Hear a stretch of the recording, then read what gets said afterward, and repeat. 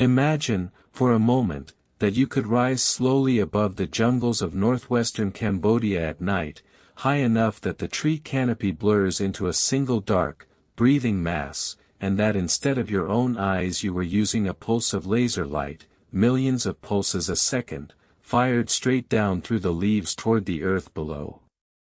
What that light would eventually reveal, when the scattered returns were sorted and mapped and the vegetation digitally stripped away, was not simply a handful of stone temples standing alone in the forest, which is how most people still picture Angkor if they picture it at all. It was a city. Not a city in the modest sense of a few thousand people clustered around a palace, but a sprawling, engineered, water-managed urban landscape of house mounds and shrine platforms and rice fields and canals and roads, spreading across roughly 1,000 square kilometers of the Cambodian plain, quite possibly the largest single settlement anywhere on Earth before the Industrial Age, larger by footprint than modern Los Angeles, built and rebuilt and inhabited for the better part of 6 centuries. By a civilization whose kings called themselves living gods. Tonight's story is about that city, the Khmer capital of Angkor, about the water that made it possible and the water that may have helped unmake it, about drought and flood and war and a quiet religious revolution that crept in from Sri Lanka, and about the strange fact that the most famous building at the heart of it all, Angkor Wat itself, was never actually lost at any point in the entire story you're about to hear, even while the vast city surrounding it slipped so thoroughly out of memory that when a French naturalist wrote about it in the 1860s, much of the world assumed he had found something entirely new. The story of Angkor as a political and religious project is usually traced to the year 802 of the Common Era, when a king named Jayavarman II climbed a sandstone plateau called Phnom Kulen, north and east of where the great temples would eventually rise, and had himself consecrated in a ceremony that declared him a Chakravartin, a universal monarch, and, more specifically, a Devaraja, a god-king, a living embodiment of divine kingship whose authority flowed directly from Hindu deities. Chiefly Shiva, rather than being merely blessed or sanctioned by them from a comfortable distance. This was not an entirely new idea in the wider Indianized world of Southeast Asia, where Sanskrit learning, Brahmanic ritual, and Hindu and Buddhist cosmology had been arriving by sea and by cultural exchange for centuries already, layering onto indigenous Khmer beliefs about ancestor spirits and the sacred power of the land itself. But Jayavarman II's ceremony on Phnom Kulen marked something like a founding moment, a declaration of independence from earlier regional overlordship and the beginning of what historians now simply call the Angkorian period, nearly 600 years during which a line of god-kings, some brilliant, some forgettable, a few outright disastrous, would compete with each other not primarily through written law or standing bureaucracy in the modern sense but through an extraordinary, almost compulsive program of temple building, each new king seeking to outdo his predecessors by raising a temple mountain that modeled, in stone, brick, and laterite, the cosmic architecture of Mount Meru itself, the mythical peak at the center of the Hindu universe, ringed by oceans and populated by gods. That obsession with temple mountains is why Angkor today reads to visitors as a landscape of monuments rather than a city, because stone was reserved almost exclusively for the sacred, for the gods and for the king who claimed to be one of them, while the actual fabric of daily life, the houses, the markets, the workshops, the roads connecting them, was built from wood, thatch, and packed earth. Materials that a tropical monsoon climate reduces to nothing within a generation or two once maintenance stops. It's worth sitting with that asymmetry for a moment, because it explains almost everything about why Angkor was misunderstood for so long, first by the outside world and then, in a different way, by archaeologists themselves. The temples survived because they were built to survive, engineered as permanent statements of divine order in a universe the Khmer understood as fundamentally sacred and hierarchical. The city around them did not survive in any visible above-ground sense, and so, for centuries, what remained standing looked like isolated religious monuments scattered through overgrown forest rather than what it actually was, which was the monumental, load-bearing skeleton of an urban world that had otherwise simply rotted away. Among all those temple mountains, one building eventually outgrew every rival, both in scale and in the strange, enduring loyalty it would command from the people living around it for the rest of Khmer history. Angkor Wat was built in the first half of the 12th century under a king named Suryavarman II, dedicated originally to the Hindu god Vishnu rather than Shiva, its 5 lotus bud towers rising in a quincunx pattern meant to represent the 5 peaks of Mount Meru, its vast rectangular moat, nearly 200 meters wide in places, standing in for the cosmic ocean surrounding the world mountain, its outer wall running more than 3 kilometers around the whole complex. The bas-relief galleries lining its inner walls stretch for well over half a kilometer of continuous carved sandstone, depicting scenes from Hindu epic literature, the Ramayana and the Mahabharata, alongside a famous depiction of Suryavarman's own historical army on the march, and, most celebrated of all, a scene of the churning of the Sea of Milk, gods and demons together pulling on the body of a great serpent wrapped around a mountain to churn the cosmic ocean and produce the elixir of immortality, apsaras, celestial dancers, spinning off in the froth. It remains, by any reasonable measure, one of the largest religious structures ever built anywhere on the planet, and it was, from the very beginning, meant to be read as a physical argument, carved into stone at overwhelming scale, that its builder's authority came from the same order that governed the movement of stars and the turning of cosmic ages. Angkor Wat's fame today sometimes obscures the fact that it wasn't actually the capital's final or even most fortified religious and political center. That distinction belongs to Angkor Thom, the walled royal city built up mostly under Jayavarman VII in the final years of the 12th century, after a genuinely traumatic episode in Khmer history in which a rival kingdom, the Cham, from what's now central Vietnam, launched a naval raid up the Tunnel Sap Lake and sacked the unwalled Angkorian capital in 1177. An event vivid enough in later royal memory that it may have driven the subsequent decades of frantic, almost defensive feeling. Construction. Angkor Thom enclosed roughly 9 square kilometers within laterite walls and a broad moat, entered through 5 monumental gopher gates each topped with giant serene stone faces, and at its exact geographic center Jayavarman VII raised the temple now known as the Bayon, a dense, labyrinthine structure crowned with, by most counts, somewhere in the range of 200 colossal stone faces distributed across roughly 50 towers, faces with heavy-lidded eyes and the faint, unmistakable trace of a smile, faces that gaze outward in all 4 cardinal directions from every tower simultaneously, so that no matter where you stand inside Angkor Thom, you are being watched by dozens of them at once. Scholars still debate exactly whose face this is meant to represent, whether it's the Bodhisattva of compassion Avalokiteshvara, whether it's a composite religious image, or whether, in a culture where the king's own body was understood as a vessel for divinity, the distinction was ever meant to be entirely clear-cut in the first place. Jayavarman VII, notably, was a committed Mahayana Buddhist ruling over a kingdom whose religious establishment had been overwhelmingly Hindu for centuries, and the Bayon's faces sit at exactly that theological seam, deliberately ambiguous between a Hindu-inflected god-king and a Buddhist icon of universal compassion watching over his subjects. Jayavarman VII's building program extended well beyond Angkor Thom's walls and the Bayon's watching faces, in a way that says something about how far Khmer royal ambition had grown by the end of the 12th century.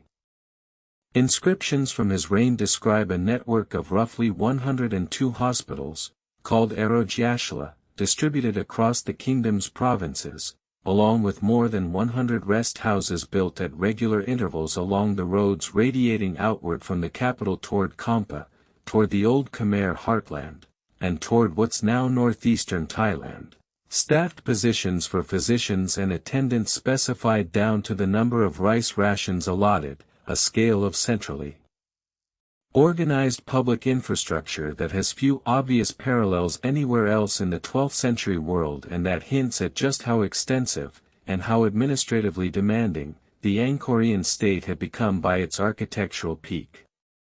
If the scale of what these god-kings were building, entire mountains reconstructed in sandstone, entire cosmologies rendered in continuous bas-relief, is the kind of thing that's settling your mind into the right unhurried rhythm for tonight, this is a good moment to hit subscribe, because the story is about to turn from the temples themselves to the vast, largely invisible hydraulic system that made the whole enterprise physically possible in the first place, and to the question, still not fully settled, of whether that same system eventually helped bring the entire civilization down. None of Angkor's monumental architecture, and none of the population it needed to feed and organize into a functioning imperial state, would have been remotely possible without water, and specifically without a level of control over water that was, for its time and place, genuinely extraordinary. The Angkorian plain sits within a monsoon climate defined by brutal extremes, a wet season from roughly May through October during which the nearby Tunnel Sap Lake, fed by the Mekong system, can swell to several times its dry season size, and a long dry season for the rest of the year during which rainfall drops to almost nothing and rivers shrink to a fraction of their wet season volume. Rice, the staple crop underwriting the entire Khmer economy and its enormous non-farming population of priests, artisans, soldiers, and officials, needed water on a schedule the monsoon alone could not reliably provide, and so the Khmer built, over centuries, a hydraulic landscape of a genuinely staggering scale, enormous rectangular reservoirs called barays, the largest of them, the West Baray, measuring roughly 8 kilometers by 2 and holding, by some estimates, tens of millions of cubic meters of water, a dense webbing of canals, moats, and embankments connecting temples, reservoirs, and rice fields across the entire metropolitan area, and thousands of smaller ponds, called trapiang, scattered through residential neighborhoods for everyday household use. The French archaeologist Bernard-Philippe Grosselier, working in the mid-20th century, gave this whole interconnected system a name that has stuck ever since, calling Angkor a hydraulic city, and arguing that its water network wasn't simply infrastructure supporting the capital but was, in a real functional sense, the mechanism that had allowed the capital to exist at anything like this scale and density in the first place, enabling multiple rice harvests a year across a landscape that would otherwise have supported a much smaller, much more dispersed population. For a long time, the scale of that claim was difficult to verify directly, because so much of the actual hydraulic network, unlike the temples, was built from earth rather than stone, embankments and canal walls that blur into the surrounding terrain and hide beneath a jungle canopy dense enough to defeat traditional ground survey and even most aerial photography.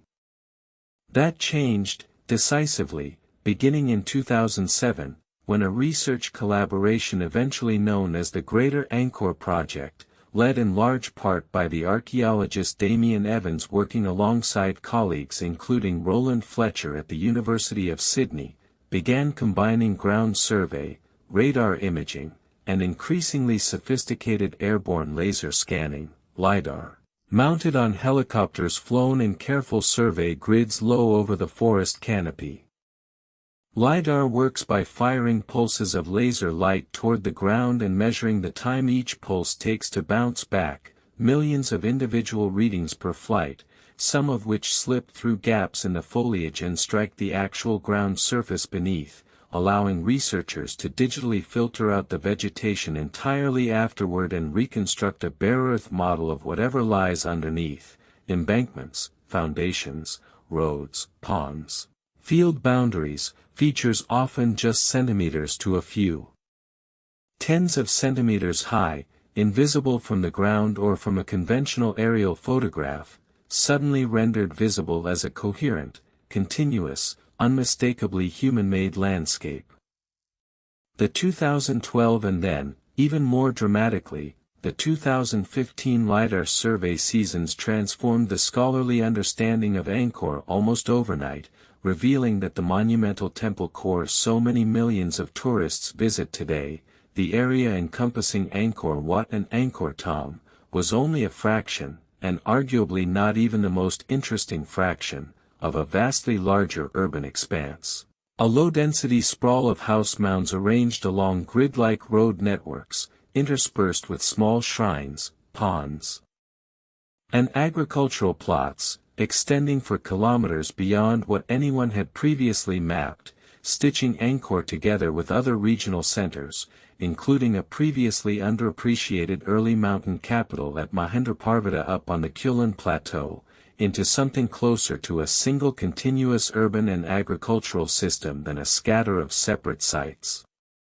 Suddenly the population estimates that researchers have been cautiously floating for decades, figures in the range of several 100,000 to as many as 750,000 or even close to 1 million people at the city's height, looked considerably more plausible, and Angkor's claim to having been, by sheer footprint, the largest pre-industrial city on Earth moved from an intriguing hypothesis to something close to scholarly consensus, a genuinely low-density, spread-out urban form. That some archaeologists have since suggested anticipated, in a strange way, the sprawling, dispersed pattern of modern car-dependent cities far more than it resembled the dense, walled urban cores more familiar from other parts of the ancient world. But that same lidar survey work, and the ground excavation it subsequently guided, also sharpened rather than settled the debate over whether this same hydraulic genius eventually became a fatal liability, because the very same imagery revealing the network scale also revealed clear evidence of damage, improvisation, and failure layered into the system over time, and it's to that harder, more uncertain part of the story, the actual unraveling of the Khmer capital in the centuries after its high point, that we should turn next. Groslier's original hydraulic city argument, developed decades before lidar existed to test it properly, went further than simply describing an impressive irrigation network. He proposed that Angkor's water system had grown so vast, so central to the kingdom's food supply and its political legitimacy, and so demanding to maintain, that its own internal logic eventually became self-destructive. An infrastructure so extensive that keeping it functioning required an ever larger administrative and labor commitment, even as the marginal benefit of each new canal or reservoir diminished, until at some point the system's maintenance burden simply outran the state's capacity to manage it. Later researchers, working with better dating techniques and eventually with the lidar data itself, found real physical evidence that seemed to support at least part of that picture, sediment cores from several major canals and reservoirs showing periods of severe silting, channels that had been hastily and somewhat crudely modified or rerouted in ways inconsistent with the careful, monumental engineering of the system's earlier phases, and, most tellingly, direct evidence at least one major spillway connected to the West Baray of catastrophic structural failure, a breach that appears to have gone unrepaired, exactly the kind of single point of failure that, in a tightly interconnected hydraulic network, can cascade outward into flooding, erosion, and the loss of downstream water control across a much wider area than the original break itself. Not every researcher working on Angkor accepts Groslier's hydraulic collapse argument in anything like its strongest form, and it's worth being honest about that disagreement rather than smoothing it over. Some archaeologists, pointing to the same lidar and excavation data, argue that the network shows just as much evidence of ongoing adaptation and repair as it does of terminal failure, canals rerouted and reservoirs reconfigured across centuries in ways that look less like a rigid system straining toward inevitable collapse and more like a living, continuously adjusted piece of infrastructure that simply, eventually, met a set of environmental and political pressures severe enough to overwhelm even a genuinely resilient design. On this reading, the water network wasn't Angkor's fatal flaw so much as a sophisticated system finally pushed past its limits by forces largely external to its own engineering. That evidence dovetailed, in the early 21st century, with an entirely separate line of research, paleoclimatology, the reconstruction of historical climate from physical proxies rather than written records. In a widely cited study published in 2010, a team led by the tree-ring scientist Brendan Buckley examined centuries-old cypress trees in the highlands of central Vietnam, whose growth rings, like tree rings almost everywhere, record year-by-year variation in rainfall and drought stress stretching back for centuries before anyone was writing systematic weather records in this part of the world.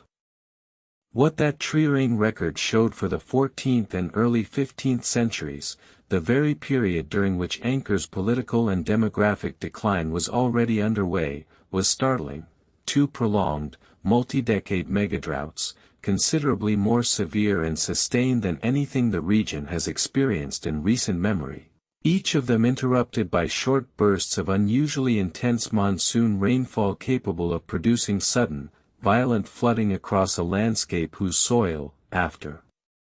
years of drought stress and reduced vegetation cover, would have been considerably less able to absorb and buffer that sudden water than it might have been in wetter times. For a hydraulic system already showing signs of wear, silted channels, patched embankments, an overextended and increasingly brittle network built for the steady, predictable water management of an earlier climate regime, that specific 1-2 combination, punishing drought followed by violent flood, looks almost custom designed to inflict maximum structural damage, stressing the system first through prolonged underuse and neglect and then overwhelming whatever resilience remained with sudden, destructive volume. Climate and infrastructure were not, by most current accounts, operating in isolation from the wider currents of environmental change already reshaping the landscape around Angkor. Fletcher and other researchers connected to the Greater Angkor project have argued that centuries of intensive land use, deforestation of the watershed feeding the city's rivers and canals to make way for agriculture and settlement, and the resulting soil erosion pouring sediment down into the very channels the city depended on, had already been quietly degrading the hydraulic network's capacity and resilience for a long time before the 14th century droughts arrived to deliver what may have been closer to a final blow than an opening one, a slow-motion ecological overreach compounding the effects of a genuinely brutal, and largely undeserved, run of bad climatic luck. None of this unfolded in a political vacuum either, and it would be a mistake to tell this story as though climate and hydrology were the only forces acting on a passive, purely victimized Khmer state. The 14th and 15th centuries brought repeated, increasingly damaging warfare between Angkor and the rising kingdom of Ayutthaya, a Thai polity to the west that was, during these same decades, consolidating its own power and pressing outward against Khmer territory and Khmer tributary relationships with real persistence, several documented Ayutthayan campaigns reaching Angkor itself over the course of the century, culminating in a traditionally cited siege and sack of the Khmer capital. In 1431, an event long treated in older popular histories as the single decisive endpoint of Angkorian civilization, the dramatic military blow that finally toppled a city already weakened by drought and infrastructure failure.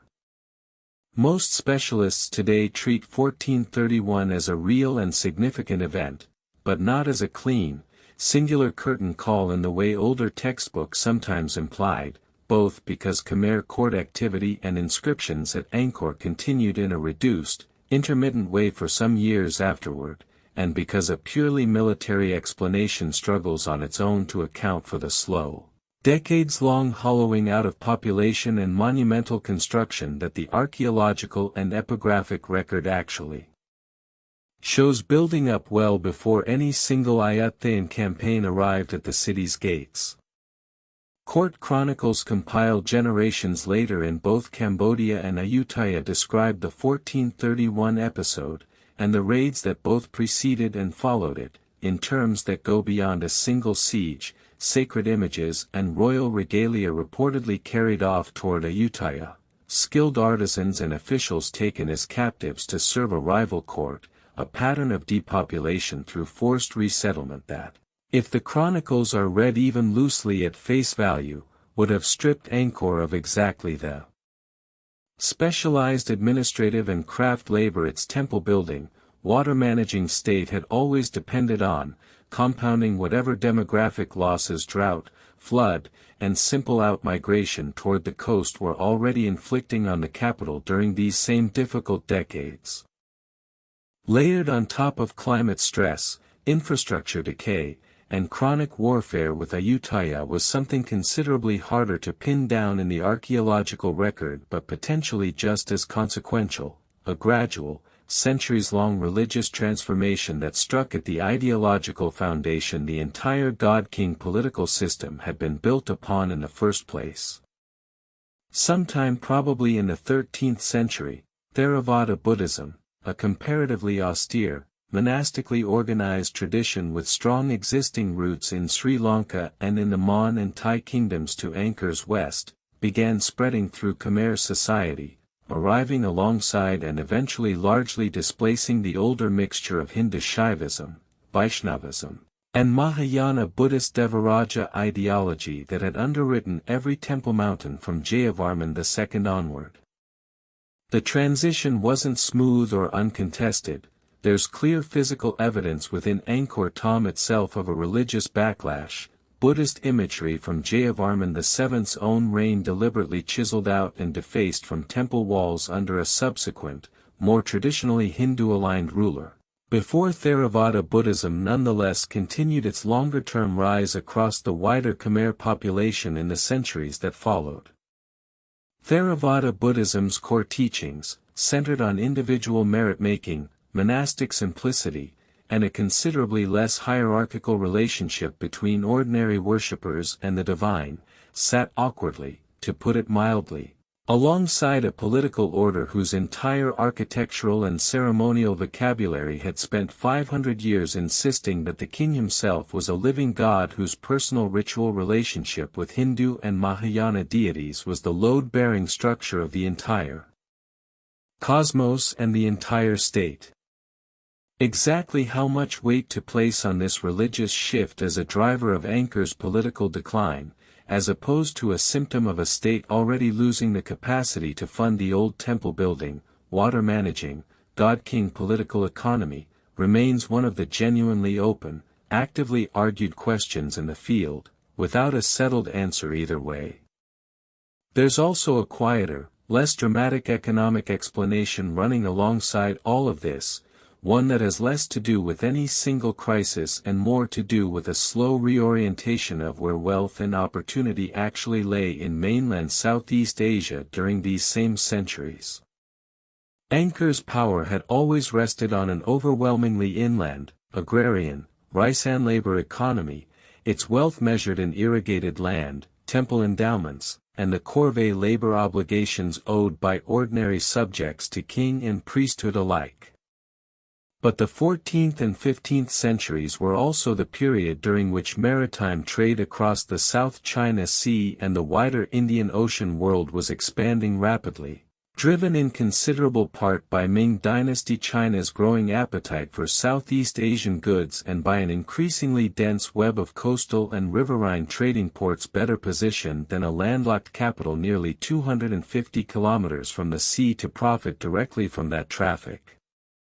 When the Khmer royal court eventually relocated its capital southward and eastward, first toward the Phnom Penh area at the confluence of the Mekong and Tunnel Sap rivers, and later, for a longer stretch, to Longvek, both locations offering dramatically better direct access to riverborne and maritime trade than the old inland capital ever had, it's difficult not to read at least part of that decision as a deliberate, rational recognition that the economic center of gravity in the region had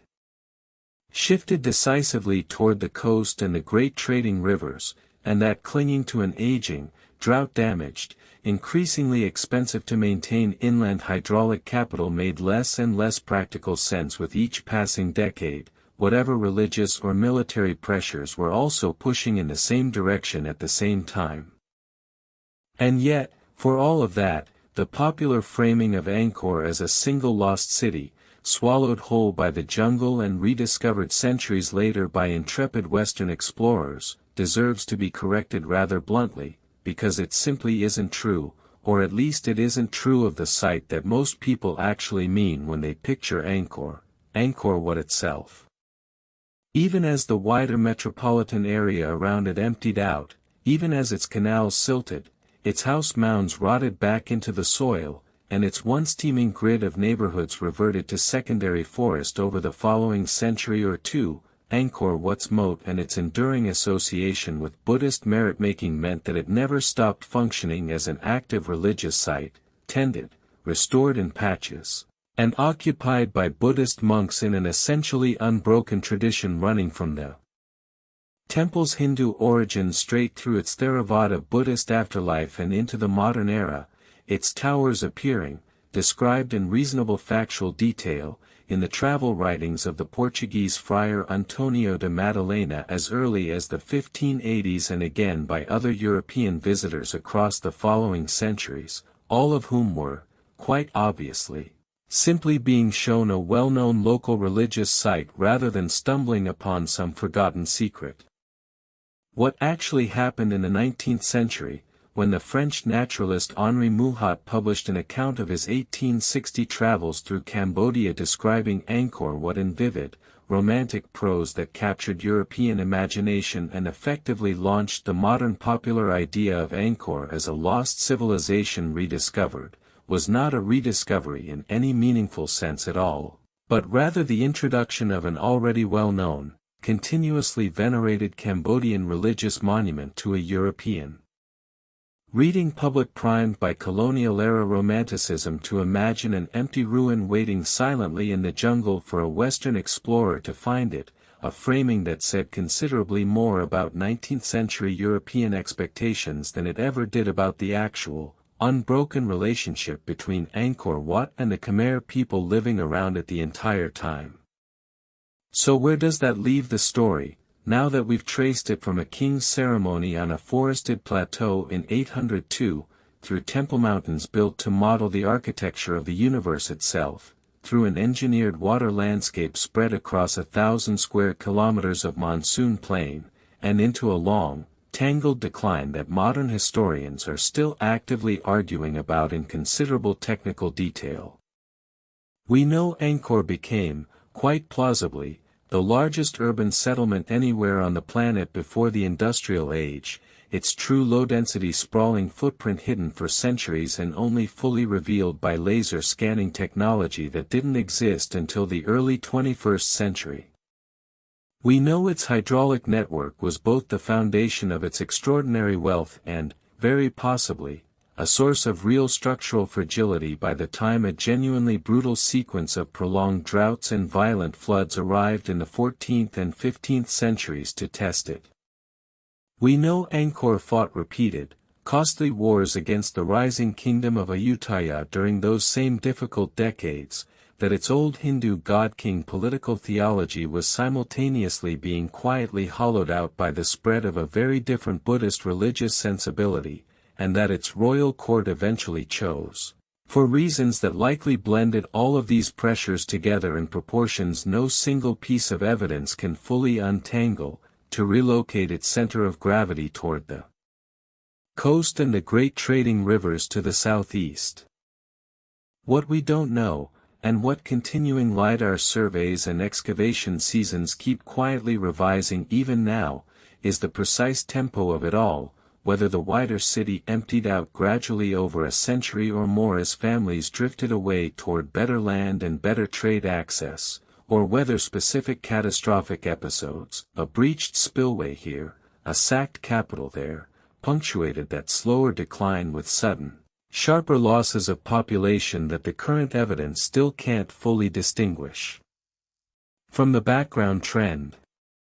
We don't know exactly how much weight to give the droughts against the wars against the religious transformation